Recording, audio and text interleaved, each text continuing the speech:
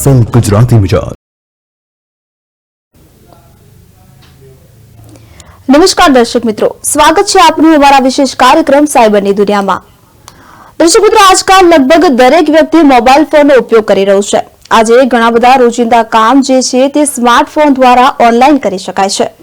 આ સાથેના કેસ પણ વધી રહ્યા છે સાયબર ક્રાઇમના। તો સાયબર ક્રાઇમની એક અલગ જ દુનિયા છે કે જેમાં બુલિંગ, ઈમેલ સ્પેમ, ફિશિંગ અને ઓનલાઈન ઠગથી લઈને અનેક પ્રકારની ચોરી છે જે વેબ પર ઇનલીગલી અને આપત્તિજનક કન્ટેન્ટ પોસ્ટ કરવા અને ચાઇલ્ડ પોર્નોગ્રાફી અપલોડ કરવા જેવી વસ્તુઓ પણ તેમાં સામેલ છે। તો આ સાથે જ ક્રિમિનલ્સ લોકો કે જે પૈસા કઢાવવા માટે નવા પેતરાઓ અપનાવે છે। ક્યારેક તે તમને કોઈ ઓફર માટે લાલચ પણ આપે છે અથવા તો તમારા કોમ્પ્યુટરને હેક કરવાના પ્રયાસ પણ કરે છે। ક્યારેક તે તમને ઈમેલ લિંક પર ક્લિક કરવા માટે પણ કહે છે। ત્યારે સાવધાની રાખવી ખૂબ જ જરૂરી છે। શું તમે જાણો છો કે અજાણતા જો સાયબર ક્રાઇમનો શિકાર બનશો તો તમે તેનાથી કેવી રીતે બચી શકશો? તમારામાંથી મોટાભાગના લોકો આ વિશે જાણતા નથી। આજે અમે તમને જણાવીશું કે તેના વિશે આજે સાયબરના બે પ્રકાર વિશે પણ અમે તમને જણાવીશું। આ અંગે વધુ માહિતી આપવા માટે મારી સાથે જોડાઈ ચૂક્યા છે સાયબર એક્સપર્ટ માનસી શાહ। જી માનસીજી, આપનું ફરી એક વખત સ્વાગત છે પાટનગર નેટવર્ક ન્યૂઝમાં।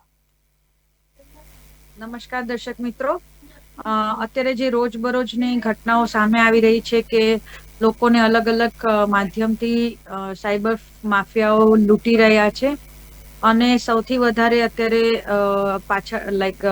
લાસ્ટ મંથમાં પણ 10 લાખથી વધારે કેસો નોંધાયા છે।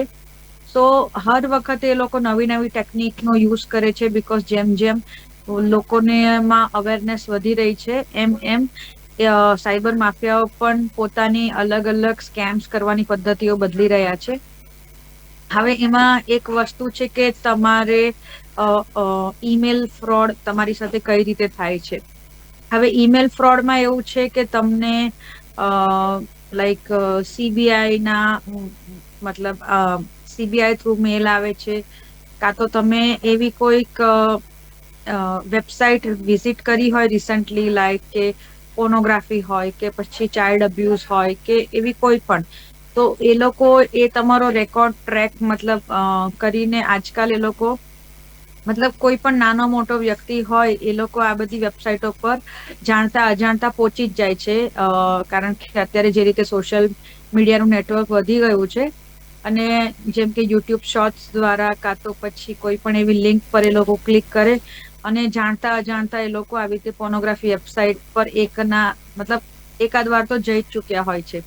હવે આ લોકો તમને એ રીતે ઈમેલ કરે છે કે અમે સીબીઆઈ ના વ્યક્તિ બોલીએ છીએ અને ઈમેલમાં લખ્યું હોય છે કે this email comes from the crime bureau investigation department, અને પછી એ લોકો તમને જે ઈમેલ મોકલે છે એમાં લિટરલી જે પોલીસ કમિશનર હોય છે એરિયાનો, કાં તો એ સ્ટેટના કે સોરી એ સિટીના, એમનું પણ નામ અંદર દાખલ કરેલું હોય છે, પ્લસ ઝોનલ અધિકારી હોય છે એનું પણ નામ હોય છે અને એ બધા સાચા નામ હોય છે અને એ લોકોની સિગ્નેચર પણ એ લોકોએ કોપી કરી લીધી હોય છે કશે ને કશેથી।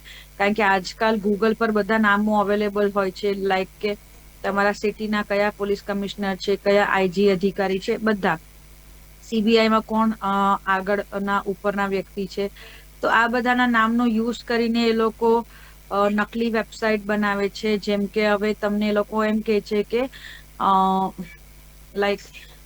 You are converted into that email because this email acting like a fraudulent activity, and you browse the website who are related for pornography or child pornography or sexually abuse। એટલે એ બધી રીતે એ લોકો તમને ડરાવે ધમકાવે છે, ઇન શોર્ટ કે તમે આ બધી પોર્નોગ્રાફી વેબસાઇટ પર વિઝિટ કરી છે અને આ બધું ઇલીગલ છે, તમે લોકો આ બધા સેક્સ રેકેટમાં ફસાવા માટે તમે ના ફસાવો, એટલે એ લોકો તમને ઈમેલમાં જ એ લોકોના લોયરનો કોન્ટેક્ટ નંબર પર નાખેલો હોય છે કે તમે આ લોયરની મદદથી તમે આ બધા એક્ટિવિટીમાંથી બહાર નીકળી શકો છો। કારણ કે ઈમેલમાં એવું લખેલું હોય છે કે તમારું જે આઈપી એડ્રેસ છે તમારા કમ્પ્યુટર કે લેપટોપનું, એ આઈપી એડ્રેસ અમારા સીબીઆઈ ના અધિકારીને મળ્યું છે અને એ આઈપી એડ્રેસ થ્રુ જેટલા પણ ઈમેલ ને બધું થાય છે, તો સર્વર પર એવી ખબર પડી છે કે તમે આ બધા રેકેટમાં સંડોવાયેલા છો, અને આ બધા રેકેટમાં તમે જે રીતે લોકોને ફસાવો છો કે આ બધી પોર્નોગ્રાફી વેબસાઇટને વિઝિટ કરીને પછી એમાંથી પૈસા કઢાવવા માટે લોકો પાસે, અને એ રીતે તમે લોકોને ફસાવો છો એમ કરીને એ લોકો તમને ઈમેલમાં બધી વિગતો આપે છે કે ભાઈ આટલા તમારા પર કેસ દાખલ થયા છે અને તમારું આઈપી એડ્રેસ છે, એટલે તમારે તમારા આ બધા રેકેટમાંથી તમારે બહાર નીકળવું હોય તો તમે આ લોયરનો કોન્ટેક્ટ કરો. જેવા તમે લોયરને કોન્ટેક્ટ કરો છો એ તમને ડરાવે છે, ધમકાવે છે કે ભાઈ તમારા પ્રતિ આટલા ગુના છે, એના આટલી કલમ લાગી શકે છે, અને તમે આમાંથી બહાર નીકળવું હોય તો તમારે અમને આટલું પેમેન્ટ કરશો તો અમે તમને આ બધા ચાર્જમાંથી છોડાવવાના ઘણા બધા પ્રયત્ન કરીશું. હવે પ્રોબ્લેમ એ થાય છે કે અત્યારે બધાને ખબર છે કે gov.in નામની જે ગવર્મેન્ટ વેબસાઇટ છે, સુરક્ષિત વેબસાઇટ છે, અને સીબીઆઈ ની પણ પોતાની અને ક્રાઇમની વેબસાઇટ પણ પોતાની સુરક્ષિત વેબસાઇટ છે. તો આ લોકો જે પોતાની નકલી વેબસાઇટ બનાવે છે, કે સપોઝ આપણે લોયરના નંબર પર ક્લિક કરીએ કાં તો લોયરના આઈડી પર ક્લિક કરીએ, તો એ ક્લિક થી આપણને એ લોકો નકલી ફોર્જરી વેબસાઇટ જે લોકોની હોય છે, એઝ ઇટ ઇઝ જેમ સાયબર ક્રાઇમની વેબસાઇટ હોય છે એવી જ રીતે એ લોકોએ પોતાની નકલી વેબસાઇટ બનાવી હોય છે. અને વેબસાઇટનું નામ પણ એ લોકો એવી રીતે જ રાખ્યું હોય છે, લાઈક સપોઝ કે www.gov સાયબર ક્રાઇમ 2, એટલે ખાલી આમાં ડિજિટનો જ ફરક હોય છે. જેમ કે cybercrime.gov.in આપણી ગવર્મેન્ટની વેબસાઇટ હોય છે, તો આ લોકોએ શું કર્યું હોય છે, સાયબર ક્રાઇમ 2 બસ એક જ ડિજિટ એડ કર્યો હોય છે, બાકી બધું એઝ ઇટ ઇઝ હોય છે. અને પછી gov.in પછી એ લોકો @ કરીને પોતાનું નામ કાં તો પોતાનું જે આઈડી છે એ નાખે છે. એટલે લોકો છે ને પાછળનું વાંચવાની તકેદારી લેતા નથી. જે આગળ હોય છે કે cybercrime.gov.in, એટલે એ લોકોને એમ થઈ જાય છે કે આ ઓફિશિયલ વેબસાઇટ છે, આ સાચી વસ્તુ છે, અને અમારી સાથે મતલબ અમે લોકો કોઈક અલગ વેબસાઇટ પર નથી. હવે આ લોકો બીજું શું કરે છે કે એ વેબસાઇટ પર જ્યારે તમે વિઝિટ કરો તો વેબસાઇટ પર જે હેલ્પલાઇન નંબર હોય છે કસ્ટમર કેરનો, સાયબર ક્રાઇમનો, એ નંબર પણ આમ તો સાયબર ક્રાઇમનો નંબર છે 1930, પણ અલગ અલગ ઝોનના અને અલગ અલગ સ્ટેટના બી સાયબર ક્રાઇમના પોતાના અલગ અલગ કોન્ટેક્ટ નંબર છે. તો એ નંબર પર એ લોકો જે ફરજી વેબસાઇટ બનાવે છે એના પર એ લોકો ટેગ કરીને મૂકી દે છે પોતાનો કસ્ટમર કેર નંબર. એટલે જેટલા પણ ફોન આવે એ ડાયવર્ટ થઈને એ લોકોના કસ્ટમર કેર અધિકારીને જ જાય છે, જ્યાં બધા ફ્રોડ બેઠા હોય છે તમને લૂંટવા માટે. હવે જેમ કે એ લોકોએ તમને કીધું હોય કે અમે અમારા લોયરને કનેક્ટ કરાવશું, તો લોયરના નામ થ્રુ કાં તો પછી લોયરને કોન્ટેક્ટ કરવા માટે એ લોકો કહે કે તમે આ લિંક પર ક્લિક કરો, પછી તમને એ લોયરનો નંબર આપીશું, આમ તેમ. એટલે એ લિંક પર જેવા તમે ક્લિક કરો એટલે સાયબરની જે નકલી વેબસાઇટ પર છે એ લોકો પછી તમારું બધું ડિટેલ્સ માંગે છે, એવા તમારું નામ, આધાર કાર્ડ, પાન કાર્ડ, કોઈ પણ મતલબ અંગત માહિતીઓ. પછી એ લોકો કહે છે કે હવે અત્યારે તમારા બેંકમાં કેટલું બેલેન્સ છે, અમે તમને કઈ રીતે મદદ કરી શકીએ, તમારે અમને આટલું પેમેન્ટ કરવાનું હોય છે. સપોઝ સામેવાળો કે મારી પાસે આટલું પેમેન્ટ નથી, તો એ લોકો પછી તમને અલગ અલગ રસ્તા બતાવે છે કે તમે લોકો કઈ રીતે અમને પેમેન્ટ કરી શકો છો. એટલે આ રીતે એક એ લોકો ઈમેલ થ્રુ ઘણા બધા લોકોને લૂંટી રહ્યા છે. પ્લસ ઈમેલ પણ એવો હોય છે કે તમને અસલી જ લાગે, બીકોઝ એમાં તમારા બધા પોલીસ કમિશનરના જે તે સ્ટેટના અને જે તે સિટીના નામ લખેલા હોય છે. અને તમે ગૂગલ પર પણ કરશો તો એ પોલીસ ઇન્સ્પેક્ટર જે તે એરિયાના હોય છે, ઝોનલ ઇન્સ્પેક્ટર હોય છે, એ બધાના ઓરિજિનલ નામ જ હોય છે. કારણ કે આજકાલ ગૂગલ પર તમે એ બધી વસ્તુ અવેલેબલ હોય જ છે કે તમારી સિટીમાં કોણ અત્યારે કયા પદ પર બેઠું છે. એટલે આ બધા નામનો એ લોકો ફાયદો ઉઠાવીને આપણને ગેરમાર્ગે દોરે છે કે ભાઈ અમે લોકો આટલા અધિકારીઓ છો, અને તમારી સિગ્નેચર પણ કોઈને કોઈ લેટર પર ગૂગલ પર દેખાતી જ હોય છે, લાઈક કોઈ પણ પોલીસ કમિશનરની કે એ લોકો નકલી સિગ્નેચર પણ ત્યાં એવી જ કરી હોય છે. પ્લસ એ લોકોએ જે સાયબર ક્રાઇમનો લોગો હોય છે, કાં તો કોઈ સપોઝ મધ્યપ્રદેશ હોય છે તો મધ્યપ્રદેશ ગવર્મેન્ટનો લોગો હોય છે, કાં તો ક્રાઇમ બ્યુરો જે CBI છે એનો લોગો હોય છે. એ બધા લોગો પણ એ લોકોએ પોતાના જે પેજ છે ડોક્યુમેન્ટ એના ઉપર લગાવેલા હોય છે. એટલે લોકોને શું લાગે છે જે PDF આવે છે ઈમેલમાં કે આ બધું અસલી જ છે, કારણ કે લોગો છે, ગવર્મેન્ટની વેબસાઇટ જેવી વેબસાઇટનું નામ છે, પ્લસ પોલીસ અધિકારીને બધાના નામ છે, પ્લસ એ લોકોની સિગ્નેચર પણ છે, અને સાથે એ લોકો જે વેબસાઇટની લિંક આપે છે એ પણ લાગતી વળગતી જે આપણી ઓરિજિનલ વેબસાઇટ હોય છે ગવર્મેન્ટની એ જ રીતની બનાવેલી હોય છે. એટલે કોઈ પણ માણસ પહેલા એક નજરે જોઈ તો એ લોકોને પણ આ વસ્તુ જે છે એ મતલબ એ લોકોને વિશ્વાસ આવી જાય છે કે આ વસ્તુ કોઈ ફ્રોડ નથી. અને પછી જયારે તમે એ વસ્તુને લિંકને ક્લિક કરો અને જે પછી તમારી સાથે એ લોકો ધાક ધમકીથી વાતો કરે, તમને પૈસા આપવા માટે વિનંતી કરે, અને પછી એમ કે તમે પૈસા ના આપશો તો આ બધી જે તમારી ફ્રોજરી પ્રવૃત્તિઓ છે અમે લોકો જનતાને જણાવી દઈશું, કાં તો સોશિયલ મીડિયા પર મૂકી દઈશું. એટલે તમને તમારી ઇજ્જત વાલી હોય તો તમે આટલું કરો. એટલે કોઈ પણ વસ્તુ ડર અને લાલચ બે વસ્તુના નામે આ લોકો આમ જનતાને હેરાન કરે છે. અને કોઈ પણ વ્યક્તિ પાસે એ લોકો મિનિમમ અમાઉન્ટ તો એ લોકો પડાવી જ લે છે કે ભાઈ લોકોને એમ થાય કે 10,000 માંગ્યા હોય, કાં તો કોઈ પાસે ₹1,00,000 માંગ્યો હોય તો પોતાની ઇજ્જત કરતા તો વધારે પૈસા નથી એમ કરીને જેવી રીતે એ લોકો પૈસા ફર્સ્ટ પેમેન્ટ થાય છે એટલે એ લોકોને ખબર પડી જાય છે કે સામે વાળો વ્યક્તિ ડરી ગયો છે. અને પછી એ જ ડરનો ફાયદો ઉઠાવીને એ લોકો અલગ અલગ નામથી, અલગ અલગ પોલીસ સ્ટેશનના નંબરથી અને બધી રીતે અલગ અલગ રીતે એ લોકો ફોન કરે છે અને પછી તમને ધમકાવે છે.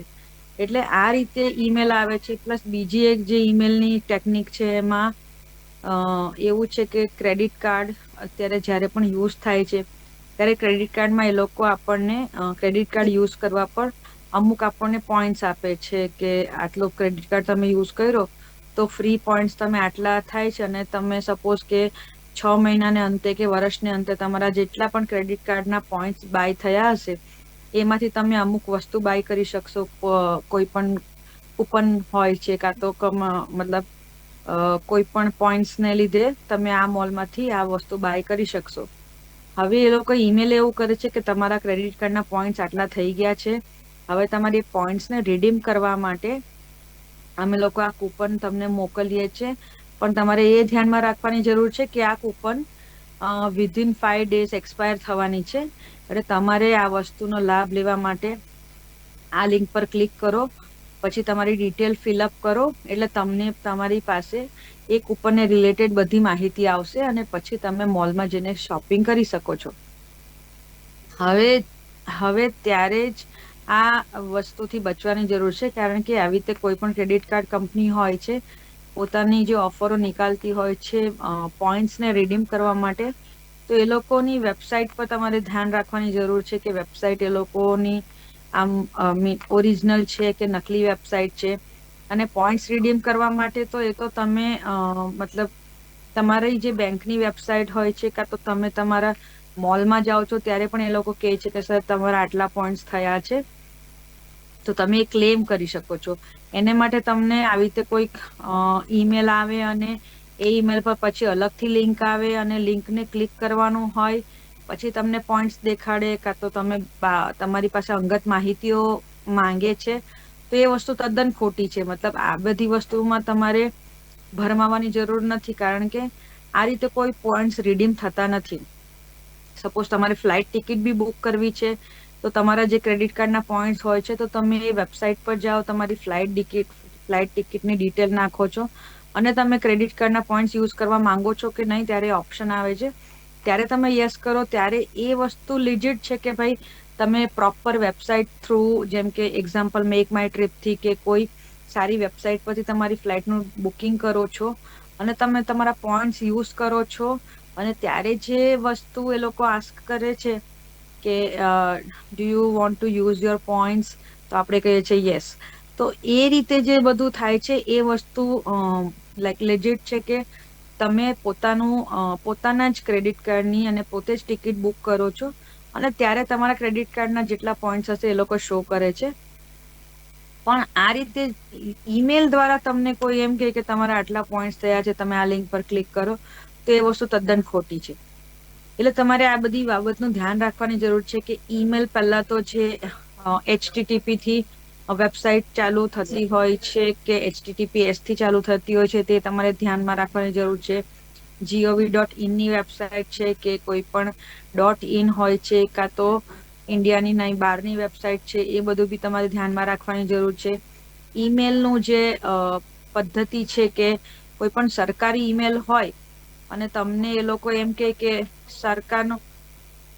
સરકાર તરફથી મતલબ તમે આ રીતે અત્યારે તમારું મતલબ કે તમે સોરી જે તમને ઈમેલ ક્રાઇમ બ્રાન્ચ તરફથી જે મેં આગળ ફર્સ્ટ ઈમેલની જ્યારે એ લોકોએ વાત કરી કે તમને અમે ક્રાઇમ બ્રાન્ચમાંથી બોલીએ છીએ અને આ રીતે તમે પોર્નોગ્રાફીના કેસમાં ફસાયા છો, તો એ બધી બાબતમાં શું છે કે સરકારી વસ્તુ હોય છે, તો તમને નોટિસ જેમ કે આપણું કેવી છે કે પોસ્ટ ઓફિસ થ્રુ આવે છે, આપણા ઘરે આવે છે લેટર ગવર્મેન્ટ તરફથી, અને એ રીતે નોટિસ એ લોકો મોકલે છે. આ રીતે ઈમેલમાં એ રીતે ફેક વસ્તુ મોકલતા નથી. અને કોઈ પણ ગવર્મેન્ટનું કામકાજ હોય, ભલે પોલીસના લગતું હોય, કાં તો કોર્ટ કોઈને નોટિસ ફટકારે છે કે કશું પણ છે, તો આ બધું એ લોકો ઓન પેપર ઓફિશિયલી કરે છે અને ઓન પેપર તમારા ઘરે પોસ્ટ ઓફિસ દ્વારા કે પછી ઓફિશિયલ કુરિયર દ્વારા આવે છે. ન કે તમને ઈમેલ આવે છે અને ઈમેલ પર તમને એ લોકો બધી ડિટેલ માંગે છે.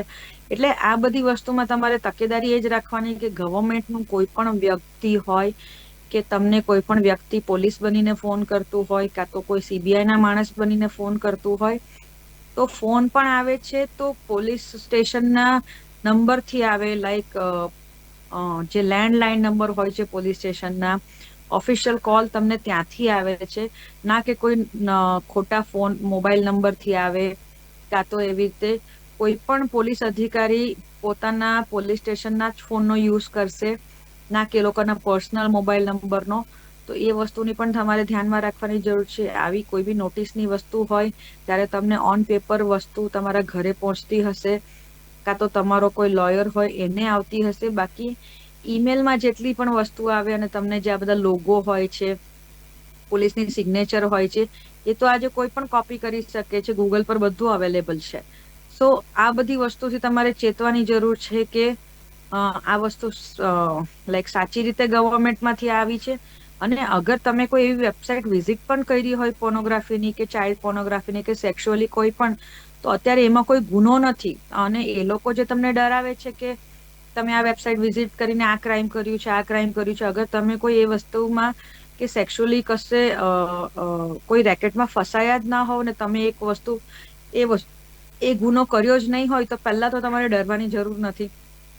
કારણ કે જ્યારે તમે ડર તમારા મોઢા પર દેખાય છે કે તમારી વાત પર દેખાય છે, ત્યારે જ આ લોકો તમને લૂંટવાનો પ્રયત્ન કરે છે. અને આજે આ બધી વસ્તુ ગૂગલ પર પણ અવેલેબલ છે, બધા લોકોને ખબર છે. તો સાવચેત રહેવા માટે કોઈને કોઈ વાર બધી વ્યક્તિઓ આ બધી વસ્તુઓ વિઝિટ કરતી હોય છે, એમાં કંઈ ખોટું નથી. પણ એ લોકો જે તમને આ રેકેટમાં સંડોવાયાની વાત કરે છે, તો એ વસ્તુ જ ખોટી છે. કારણ કે તમને અગર તમારા પર ભરોસો છે કે મેં આ બધું વસ્તુ કંઈ ખોટું કર્યું નથી, તો પછી તમારે આ બધી વસ્તુનો તરત જ રિપોર્ટ કરવી જોઈએ ક્રાઇમ બ્રાન્ચમાં, કાં તો પોલીસને ફોન કરવો જોઈએ પોલીસ સ્ટેશને, કાં તો તમે વિઝિટ કરી શકો છો કે ભાઈ મને આ રીતે ખોટા ઈમેલ આવ્યા છે અને એ લોકો આ રીતે મારી પાસે પૈસાની માંગણી કરે છે, મને લોયરનો નકલી નંબર આપ્યો છે. તો તમે તરત પોલીસ સ્ટેશનને જઈને તમે એ લોકોને ચેતવી શકો છો, એટલે બીજા લોકો આ વસ્તુનો ભોગ ના બને. તો આ રીતે ઘણા બધા ક્રાઇમને તમે પોતે જ ઓળખી શકો છો. આમાં કોઈક મતલબ ડેફિનેટલી તમે અવેરનેસ પણ ફેલાવી શકો છો કે તમારી સાથે જે બન્યું એ બીજા સાથે ના બને. ને તમે જેટલી માહિતી પોલીસને આપશો, પોલીસ તમારી એટલી જ મદદ કરશે. મતલબ કે અગર કંઈ તમારાથી પ્રોબ્લેમમાં તમે આવી પણ ગયા હોય, તો તમારે બધી વસ્તુ હકીકત તમે પોલીસને કહેશો, સાયબર ક્રાઇમને કહેશો, તો એ લોકો તમારી મદદ ડેફિનેટલી કરશે. એટલે કોઈ પણ પ્રકારના ઈમેલ હોય, કાં તો ક્રેડિટ કાર્ડના રીડીમ પોઈન્ટ્સ કરવાના હોય, કાં તો એ લોકો સર્વે કરવાનું કે તમે કઈ કંપનીનો કાર્ડ યુઝ કરો છો, તમે એ કંપની માટે કઈ કંપનીની એટલે કઈ બેંકનો કાર્ડ યુઝ કરો છો, અમે આ સર્વે કરીએ છીએ, તમે સર્વેમાં પાર્ટિસિપેટ થાઓ, અગર તમે જીતશો તો તમને લોટરીમાં આટલા પૈસા મળશે, આવા પણ ઈમેલ ઘણીવાર આવતા હોય છે. તો આ બધી વસ્તુ પણ તમને ખબર છે લોટરીના જીતેલા પૈસા કઈ વધારે મળતા નથી.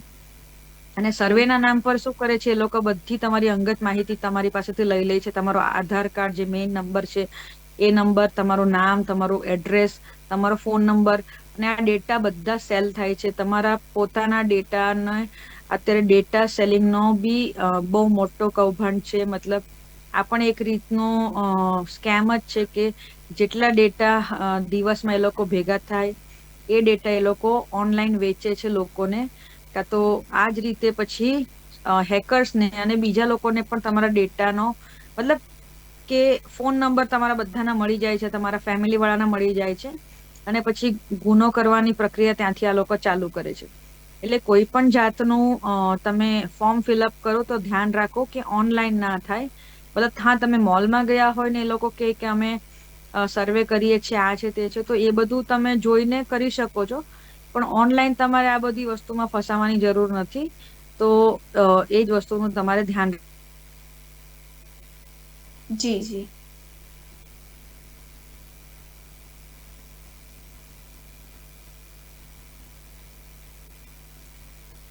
તો જે પ્રકારે આપણે જોઈએ છે કે મોસ્ટલી આપણે ટેકનોલોજીનો વધુ પડતો ઉપયોગ કરતા હોઈએ છીએ, અને સાથે સાથે સ્માર્ટફોન કે જે તમામ લોકો યુઝ કરતા હોય છે, ત્યારે આ સ્માર્ટફોન કે જે આપણે ઓનલાઈન જે પેમેન્ટ કરતા હોય છે તેના માટે પણ અત્યારે ગૂગલ પે છે, જીપે છે, આપણે બધી તમામ પ્રકારની ટેકનોલોજીનો ઉપયોગ કરતા હોય છે, ત્યારે આ પ્રકારની ઘટનાઓનું પ્રમાણ ત્યારે વધી જાય છે. માનસીજી, આપ રોજ બરોજ સાયબરની દુનિયામાં મારા દર્શક મિત્રોને આ સાયબરના જે ક્રાઇમ થતા હોય છે, જે ફ્રોડ થતા હોય છે, તેનાથી માહિતગાર કરો છો, તે બદલ આપનો ખૂબ ખૂબ આભાર. ધન્યવાદ. તો દર્શક મિત્રો, જે પ્રકારે ઇન્ટરનેટ પર જેટલા પ્રમાણમાં સાચી માહિતી છે તેનાથી અનેક ગણી વધુ પ્રમાણમાં ખોટી માહિતીઓ પણ છે, તેથી આવી લોભામણી લાલચોથી બચો અને સતર્ક રહો. ફરી બીજા એપિસોડ સાથે મળતા રહીશું. મને આપશો રજા અને આપ જોતા રહો પાટનગર નેટવર્ક ન્યૂઝ. નમસ્કાર.